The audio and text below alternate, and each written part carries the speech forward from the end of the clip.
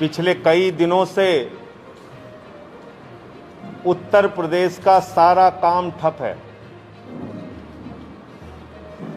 Corona के बाद जो बेरोजगारी हुई, उनको कैसे राहत दी जाएगी, सरकार को इसकी चिंता नहीं। कोरोना के कारण जिन लोगों की मृत्यु हुई, जिनको शमशान में लकड़ियां नसीब नहीं हो पाई और उनको दफनाया गया, उनके परिवार की क्या कष्ट और पीड़ा है, आदित्यनाथ सरकार को इसकी चिंता नहीं। जो लोग इस कोरोना में अपना मां बाप खो चुके हैं, जिनके मां बाप अब इस दुनिया में नहीं,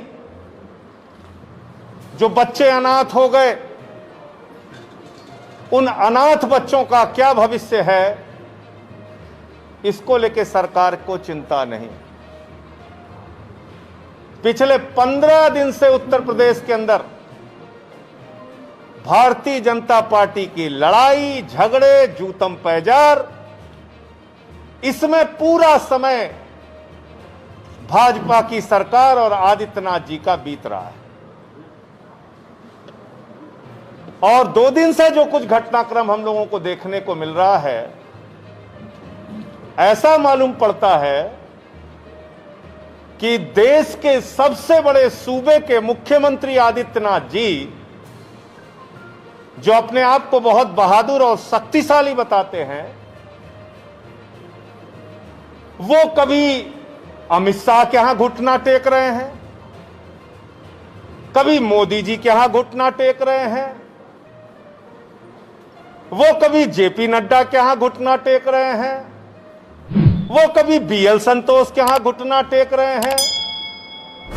देश के सबसे बड़े सूबे के मुख्यमंत्री अपनी कुर्सी बचाने के लिए दर दर मिन्नतें करते हुए फिर रहे हैं, और उनकी हालत स्कूल के उस बच्चे की तरह हो गई है जिससे कोई गलती हो जाती है तो कान पकड़ के सारे टीचर के सामने माफी मांगता रहता है।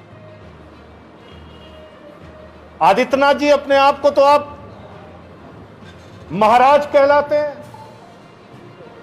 मैंने वो भी दौर देखा है जब गोरखपुर के मठ में भारतीय जनता पार्टी के राष्ट्रीय अध्यक्ष लालकृष्ण आडवाणी जी आया करते थे। मैंने वो भी दौर देखा है जब देश के प्रधानमंत्री गोरखपुर के मठ में आते थे। आप उत्तर प्रदेश में रहने वाले गरीब आदमी के लिए ताकतवर और मजबूत बन जाते हैं, उस पे मुकदमा और एफआईआर कर देते हैं। आपके खिलाफ कोई बोलता है तो उसको जेल में सड़ा देते हैं। लेकिन अपनी कुर्सी बचाने के लिए आप इतने लाचार और बेबस मुख्यमंत्री के तौर पे दिखाई पड़ रहे हैं कि आपका नाम घुटना टेक मुख्यमंत्री रख देना चाहिए।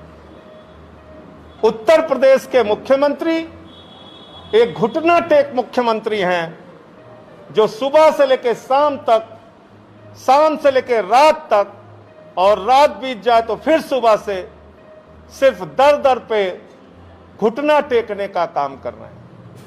और कैसा कैसा मजाक उड़ रहा है आदित्यनाथ जी के बारे में। सोशल मीडिया पे पढ़ पढ़ के आपको हंसी आती है। कोई कह रहा है अमित शाह के घर गए तो उनकी चप्पल उतरवा ली गई, कोई कुछ कह रहा है, कोई कुछ कह रहा है।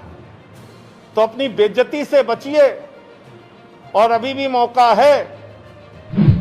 इतना बेइज्जती, इतना अपमान, इतनी बेबसी से अच्छा है आप उत्तर प्रदेश के मुख्यमंत्री पद से इस्तीफा दे दीजिए, जिससे उत्तर प्रदेश की जनता का काम आगे बढ़ सके।